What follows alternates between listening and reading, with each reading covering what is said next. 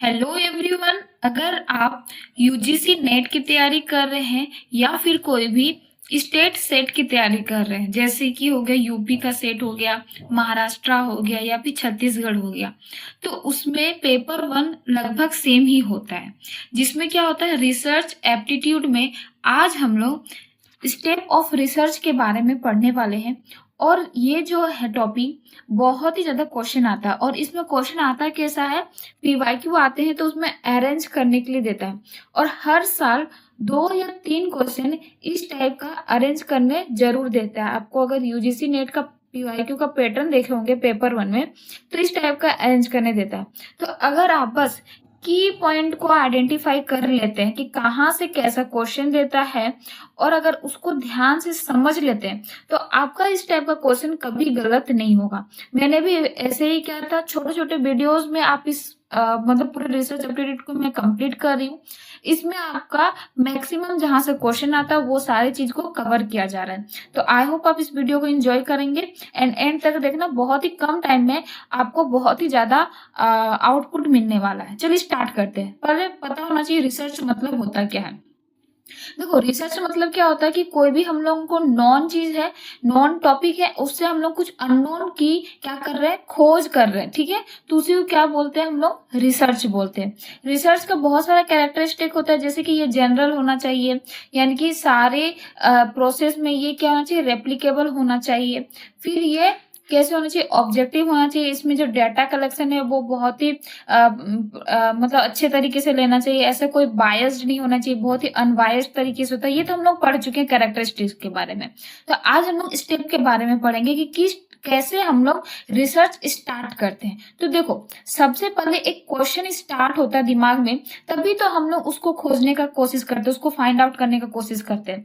अगर न्यूटन ही है, तो न्यूटन के दिमाग में जब सर पे जब एप्पल गिरता है, तभी तो उसको ऐसे दिमाग में क्वेश्चन पर आता है ना कि एप्पल जो नीचे ही क्यों गिरा। तो सबसे पहले क्या होगा, आपके दिमाग में कोई क्वेश्चन आएगा, कोई आप किसी चीज को खोजने का कोशिश करेंगे। तो इसलिए क्या होता है, रिसर्च में सबसे पहले क्या होता है, क्वेश्चन जनरलाइज होता है, यानी कि दिमाग में क्वेश्चन आता है कि चलो इसका क्या होगा, मतलब यानी कि identify the question, establish the question, define the problem. यानी कि एक प्रॉब्लम का सॉल्यूशन ढूंढने के लिए सबसे पहले हम लोग स्टार्ट करते हैं। तो आपका क्या हो सकता है, आइडेंटिफाई वर्ड लिखा हुआ रहेगा एग्जाम में, या स्टेब्लिश्ड लिखा हुआ रहेगा, या डिफाइन लिखा हुआ होगा। ठीक है, इनमें से कोई भी एक वर्ड होगा, तो आपका ये क्या है, फर्स्ट स्टेप है। रिसर्च में सबसे पहले कोई भी प्रॉब्लम को आइडेंटिफाई किया जाता है, स्टेब्लिश किया जाता है, तो दिमाग में सबसे पहले क्या आता है, क्वेश्चन आता है। ठीक है, क्वेश्चन आया, अब क्या किया, उस क्वेश्चन को हम लोग क्या करते हैं, अलग अलग जगह से फाइंड आउट करने का कोशिश करते हैं। जैसे कि न्यूटन के दिमाग में आया कि एप्पल नीचे ही क्यों गिर रहा है, तो उसके बाद उसने क्या होगा, जो भी बुक्स लिखे हुए होंगे फिजिक्स के उस टॉपिक पे, या फिर कोई भी साइंटिस्ट उस पे जनरल लिखा होगा, कोई पब्लिश आया होगा, कोई रिपोर्ट राइटिंग होगा, तो वो सारे चीज को वो फाइंड आउट किया होगा, रिव्यू किया क्या होगा कि क्या रीजन हो सकता है।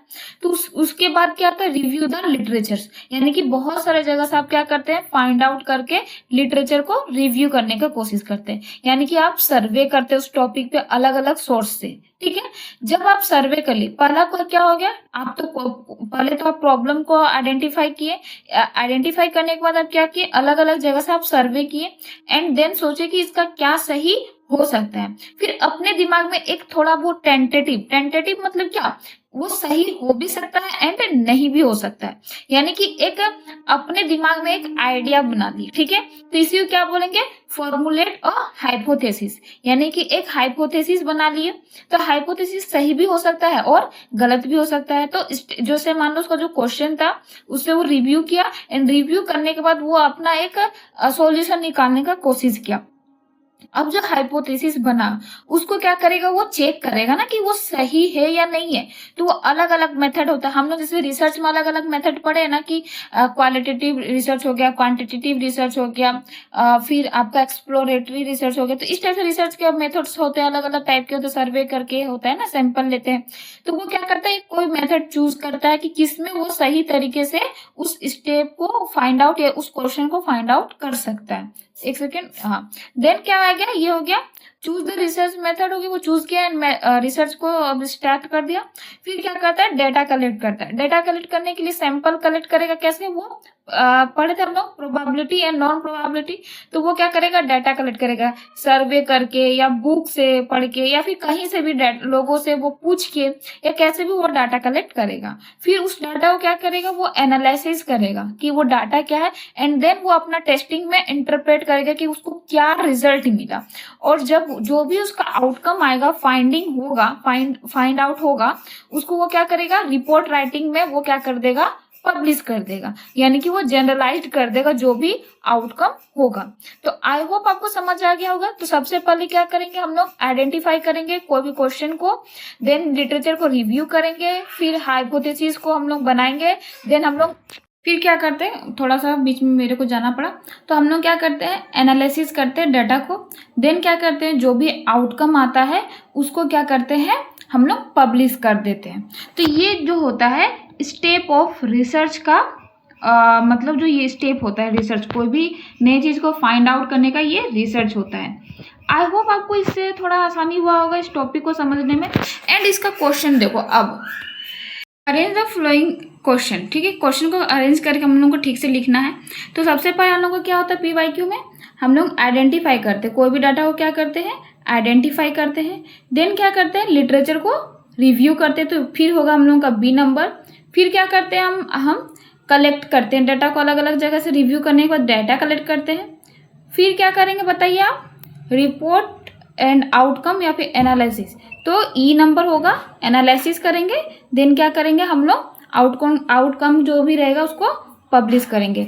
आई होप आपको ये समझ आ गया होगा एंड हेल्पफुल रहा होगा। थैंक यू सो मच अगर यहाँ तक वीडियो में बने हुए हैं तो।